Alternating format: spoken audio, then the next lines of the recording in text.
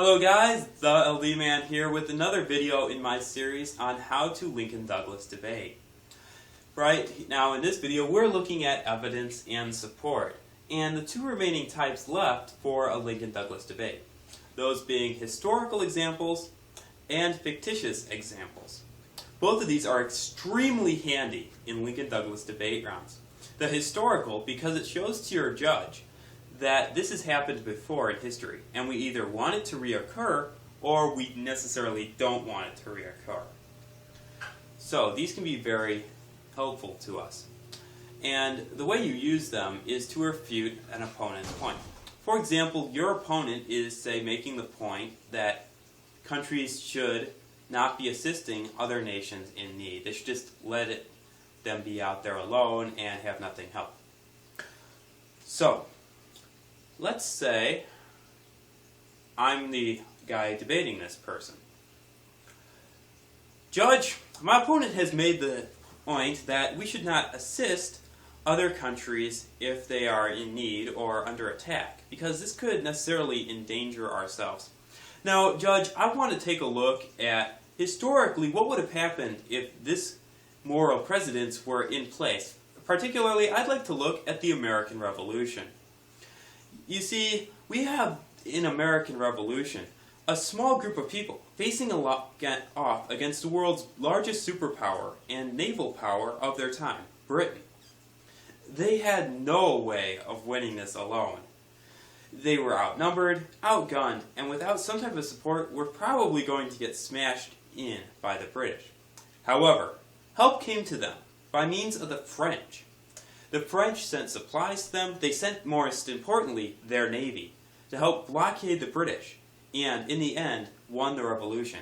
And you can look up the quotes by Benjamin Franklin and many others on how without the French's help, America would never have come to be. So my opponent's point, historically, if we applied that, would mean that we didn't necessarily have the United States we have today. So thank you, and I strongly affirm, in this case it would have been an affirmative ballot. You see how I just did that? I used history to prove my opponent wrong. Now, let's say he makes that same point that we shouldn't be assisting another nation in need. And now we're going to use an example that I just made up in my head.